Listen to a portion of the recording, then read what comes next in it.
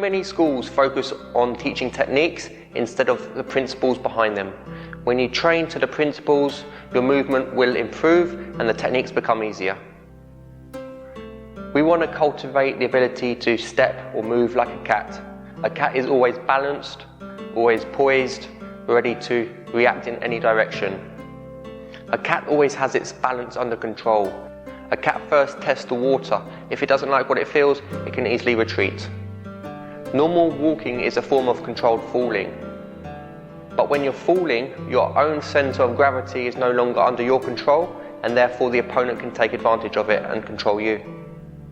For martial arts, we always want to be ready to strike no matter what position we're in, okay? Even if it's on one leg. If you think about it, when most people walk, it's a form of controlled falling, as I've said. So you put your leg out, you fall, you catch yourself. That presents your opponent with an opportunity. Because as you're falling and dropping your weight through that leg, they can sweep that leg out from underneath you. So when we place the leg out, we don't want to commit the weight yet. We test the water, and then when we feel safe, bit by bit, we shift the weight. Okay, so the first exercises which are going to really help improve our understanding of where our weight is. The better you get at this, the more you understand where your own weight is, the more you will intuitively understand where your opponent's weight is, and therefore you can take advantage of it. So we're going to stand feet shoulder width apart, weight 50-50 in both legs, and then as slowly as you can, I'm going to do it slightly faster just for demonstration purposes, we're going to pour 100% of the weight into one leg. You want to imagine each leg is a container, like a vase or a glass, and water pours from one into the other. So as one fills, the other empties. So from 50-50, you start pouring the weight bit by bit by bit, one leg emptying, one leg filling. The slower you drill this, the better, so you become more and more aware of what's actually going on. It goes right down the leg, down the calf, into the foot, into the ground. You want to, every now and again, lift the other leg off the ground completely to test you have shifted 100% of the weight. And then slowly, it starts coming up this leg, through the center, down the other leg. Okay, I'm doing it a little bit faster just for demonstration purposes, and you keep going till you feel 100% of the weight is in the other foot. All the normal principles apply of the torso, it's nice and upright, chest and shoulders relaxed, crown of the head lifting. When you reach 100% here, take it the other side again. We want the hip, knee and ankle to be in alignment. Don't start sticking the hip out like this, that's incorrect. Once you've done left and right for a while, it's time to do forward and back. So from feet together, both feet pointing forwards, you just open one foot out slightly, step forward and ever so slightly out with the other leg. Okay, so we don't want to be on a tightrope, we haven't got any balance here, we don't want to be too wide.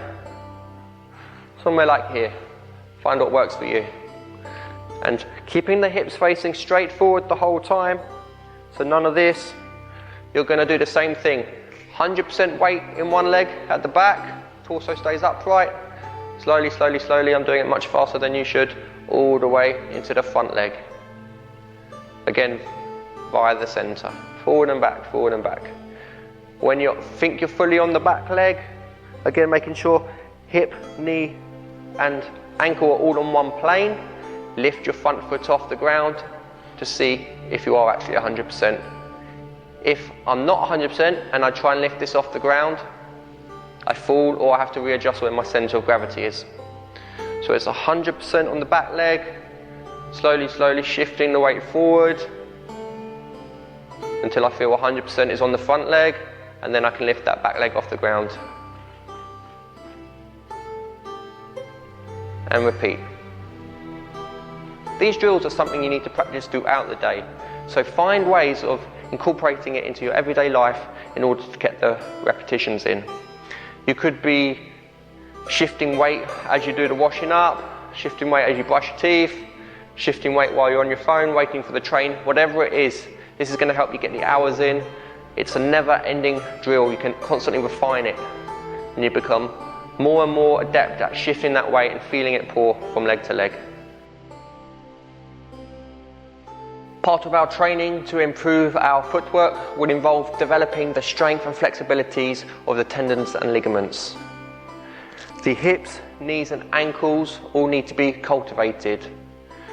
Tendons and ligaments are denser than muscles, they have a longer lifespan, and we need to learn to turn them into springs in a way. So you twist them, that's a lot of potential energy stored there, and then you can allow them to untwist. It takes time, so don't force it. This is also going to help prevent injuries.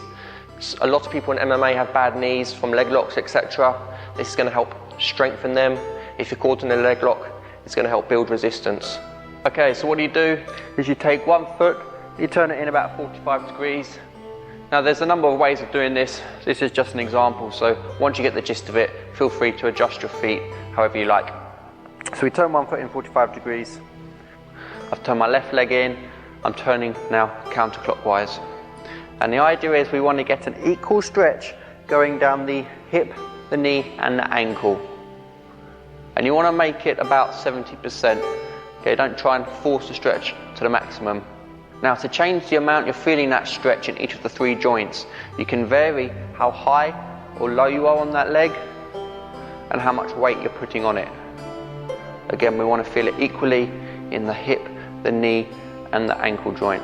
Hold it for about 10 to 30 seconds or so, just trying to really relax into it. Keep the mind on those three joints. And then slowly uncoil from it. And then you would repeat it on the other leg. You might want to shake your legs out a little bit after doing this. Once you've done that on both legs, you turn in the other direction. So I'm going to demonstrate from this angle now. I'm actually going to turn the left foot out 45 degrees to the outside. I'm going to back step my right leg a little bit. Now my feet are perpendicular to one another. Okay? Again, this is just a guide. You can have your feet however you feel fit to. Now I'm going to rotate my body clockwise. And again, I'm focusing this stretch down the left leg. This one's more like the inverted heel hook. A little bit more dangerous, so be more careful. Maybe take it to 60% at first until you know where your limits are. I'm going to demonstrate that same one, this time facing the front. So I turn the left foot out, 45, back step the right leg until the feet are perpendicular, and I'm rotating clockwise this time. Sinking down slightly into that left leg, placing my mind in those three joints. Slowly uncoil after about 10 to 30 seconds or so. Relax the leg, give them a little shake. Make sure you're doing it on both sides. So as you develop those tendons and ligaments, what we'll see later is you can coil them when you move, and then the leg wants to automatically uncoil itself. So you put the stretch in and you let it unstretch, and then you can add to it some more. Now the foot. A lot of people have incorrect alignments of the foot and ankle, especially those that have been training on soft mats for many years. When we put the foot on the ground, we want it spreading. The same way we have the ability to spread our fingers, we should also be able to do that with all the toes. When the foot touches the ground, it just spreads as if it's melting in all directions, and the pressure is exactly even in all directions. That means front and back, but also left and right. Too many people's feet collapse inwards. This is no good, it's bad for the joints. Because it's so low down on our structure, that's going to impact everything above it. So the ankles, the knees and the hips are all going to suffer, and it's actually going to continue up past the hips. So many people have their ankles slightly collapsing inwards. That puts a lot of pressure on the inside of the foot and not enough on the outside of the foot. It buckles the knees inwards as well. We want to imagine a ball in between the knees, so they're ever so slightly gently expanding away from one another. That's going to help bring the pressure more to the outside of the feet. If the ankles are collapsing inwards here and our opponent stamps here, it's very easily going to break the ankle. If you have tight Achilles tendon, Achilles heel, calf, etc., that's going to prevent you from moving properly. So you've got to learn to lengthen that out. It's going to apply to everything in the body eventually, but for now, specifically with the footwork and shifting the weight 100% onto one leg, I think holding back most MMA fighters will be the Achilles tendon. So a good drill for that is just standing with the weight on the back leg and trying to bring the bum down towards the heel. Sink down, sink down, sink down. Sit in that position. Make sure this is flat, this is down, this is down, this is lifting. But we want to feel the stretch here.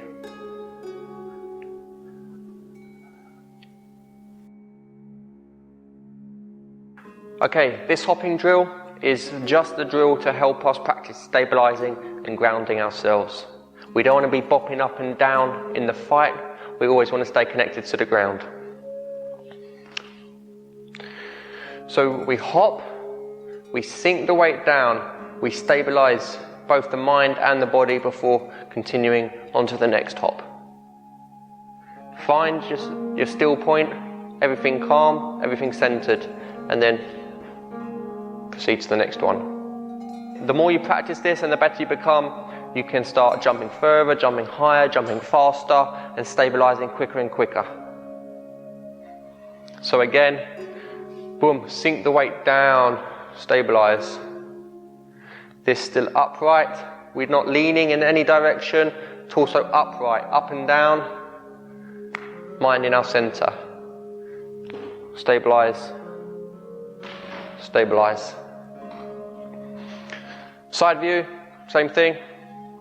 Hop, stabilize.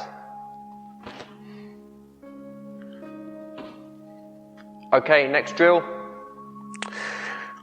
45-degree weight on the back foot. Hand and leg moving in opposite directions. The weight stays back, this is still empty. So I'm sinking down into this back leg.